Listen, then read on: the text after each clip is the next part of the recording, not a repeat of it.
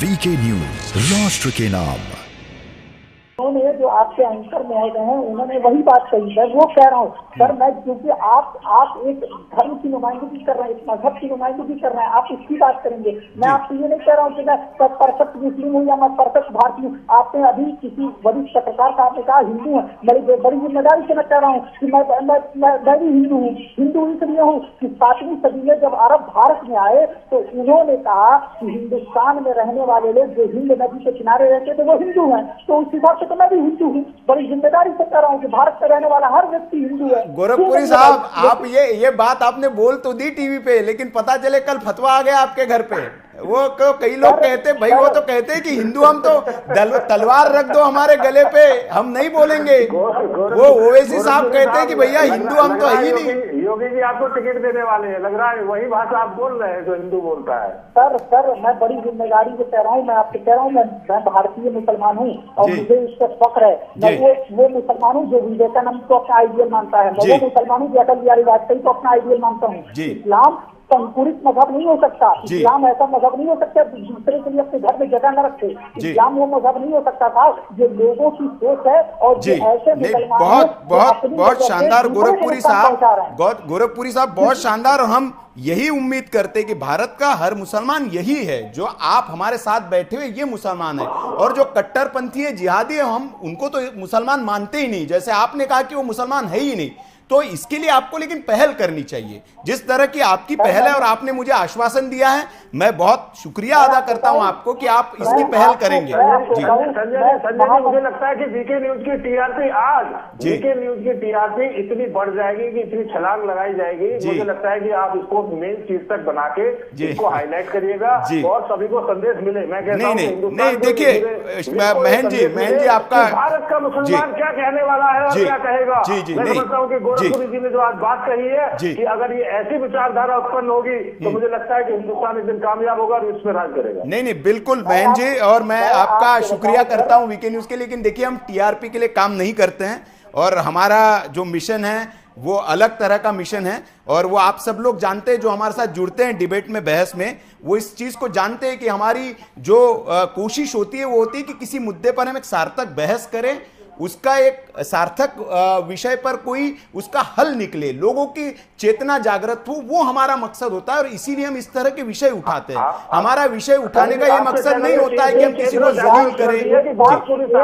वही बात बोल रहा है जो एक हिंदू चाहता है। इंसानियत की बात बोल रहा है। बहुत बहुत स्वागत है इनका और ईश्वर इनको बहुत आगे लेके जाए, इनकी विचारधारा उत्पन्न हो और समाज में ये फैले, जिससे कि इनको भी कामयाबी मिले और समाज इसको समझने का प्रयास करे। महन जी और गोरखपुरी साहब, मैं आ रहा हूँ आपके पास। न्यूज में पिछली 3-4 डिबेट में इतना संपन्नता के साथ डिबेट हुई है कि मैं इसका सम्मान करता हूँ, इस चैनल का भी सम्मान करता हूँ। हालांकि मुझे कोई फिर आपका कोई एजेंट न बता दे, इसलिए ज्यादा नहीं बोलूंगा, लेकिन आप इस तरीके की विचारधारा के लोग को हमेशा डिबेट में लाया करिएगा, जिससे कि समाज का थोड़ा शिक्षित हो समाज। जी बहुत बहुत शुक्रिया आपका। और हम कोशिश भी करते हैं। मैं आ रहा हूँ गोरखपुरी साहब आपके पास, मैं आ रहा हूँ। हमारे साथ विद्रोही जी है, बहुत लंबे समय से जुड़े, मैं उनसे भी ले लूँ। विद्रोही जी, मैं आपसे समझना चाह रहा हूँ, देखिए हम बहस कर रहे हैं, हमारे साथ ज्यादातर मेरे साथ जो पैनलिस्ट जुड़ते हैं और वो ज्यादातर गोरखपुरी साहब की विचारधारा के लोग होते हैं। वो कहते हैं कि हम भैया वो इस्लाम है नहीं हमारा तो इस्लाम जो है वो ये सिखाता है।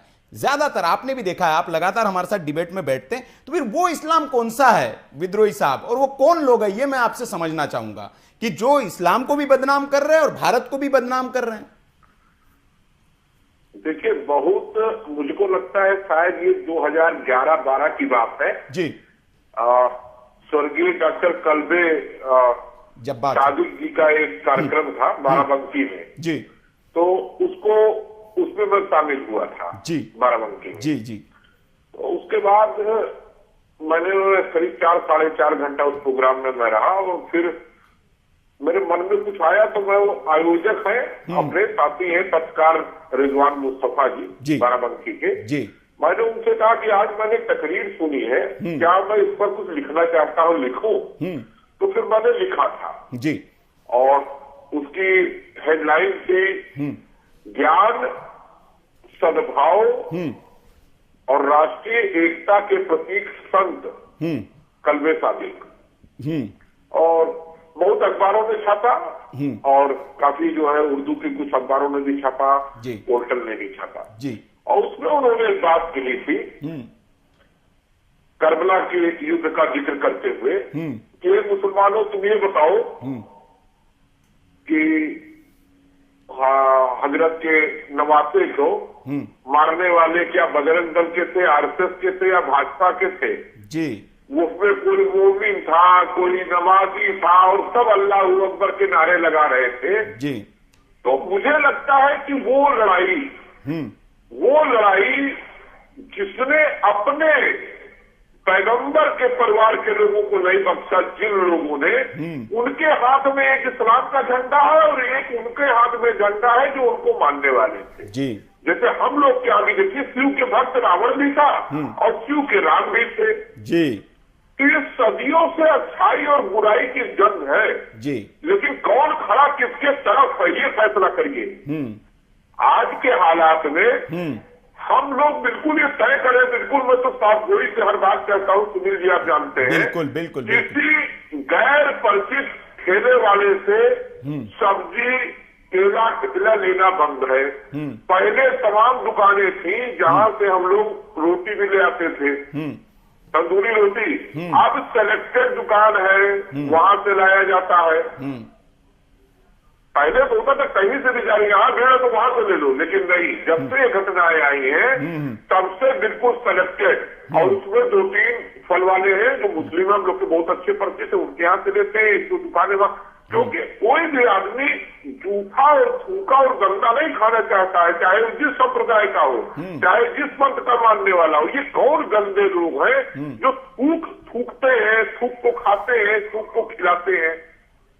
वो अगर अभी मानिए कपिल शर्मा है या कपिल मिश्रा है, उनको तो अवेयर करना पड़ रहा है दिल्ली के लोगों को। यहाँ अपने आप अवेयर है, गोरखपुर में भी है, गोरखपुरी जी पूछ लीजिएगा कि जो दुकानदार गंदा रखेगा मिठाई, उसके यहाँ कौन खाएगा भाई? उसका ना हिंदू खाएगा ना मुसलमान खाएगा, कौन नहीं खाएगा? आम आदमी कैसे गंदगी खा लेगा? तो जिस अब क्या है दिक्कत कि अगर नहीं, लेकिन जैसे अरविंद जी मैं इसी पे आप आगे आ रहा हूं और ये जो आपने सवाल उठाया इसी से मैं आगे। लेकिन क्या ये नहीं हो रहा कि सारा का सारा फिर, क्योंकि वो टोपी लगा के थूक रहा है, दाढ़ी बढ़ाकर थूक रहा है, तो क्या लोगों के मन में परसेप्शन नहीं जाएगा कि वो अपने जो गंदगी है उसके चक्कर में पूरे समाज समुदाय को, और जो दूसरा व्यक्ति है वो भी शक शुबे के घेरे में आ गया, उसका भी कारोबार चौपट हो जाएगा? बिल्कुल सुनील भाई, मैं वही बता रहा हूँ। जैसे लोगों ने अभी कहा ना, आदित्य जी ने भी, कुछ व्यक्ति की गलती होती है, दिक्कत कहाँ हो रही है। अभी मान लीजिए कोई एक फल वाला है जिसका नाम जो मुस्लिम है और उसको कोई पकड़ ले कि वो थूक रहा है या रोटी वाला, और उसको घेर के, जैसे गोरखपुरी भाई ने कहा उसको तत्काल लोग देख के अगर उसको कहने लगे तुम गलत क्यों बवाल है, तो एक बिल्कुल समझे बर्रैया के झुंड की तरह अल्पसंख्यक समुदाय के लोग इकट्ठा हो जाते हैं और वहां फिर कोई बात ही नहीं सुनता है।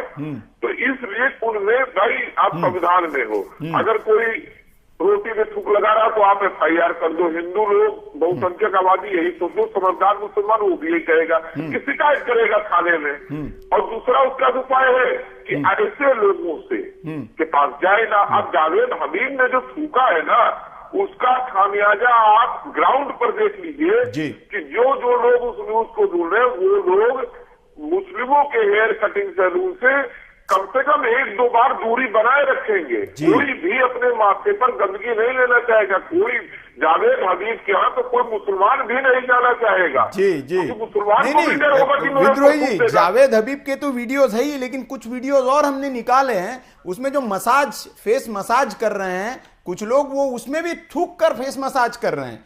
तो वो जावेद हबीब नहीं है, वो तो छोटे सैलून वाले लोग हैं, लेकिन वहां पर भी इस तरह का काम हो रहा है। जी नहीं, अब ये आएगा तो अब धन्य होंगे वो लोग जो मसाज कराने। अब तो सबसे अच्छा समय है जो एक किनारे सड़क पर जो गरीब तबके का आदमी बिना एसी और बिना कूलर के खुले में अगर रख के कर रहा है, वो आपका 30 रुपए में बाल भी काट देगा, अजान भी बना देगा, वो थूकेगा भी नहीं। उन लोगों के पास जाइए।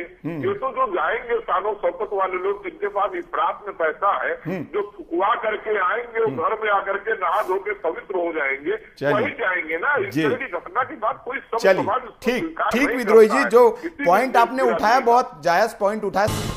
ये है ड्रीम मीडिया नेटवर्क और आप देख रहे हैं देश का पहला 24/7 digital news channel VK news, राष्ट्र के नाम।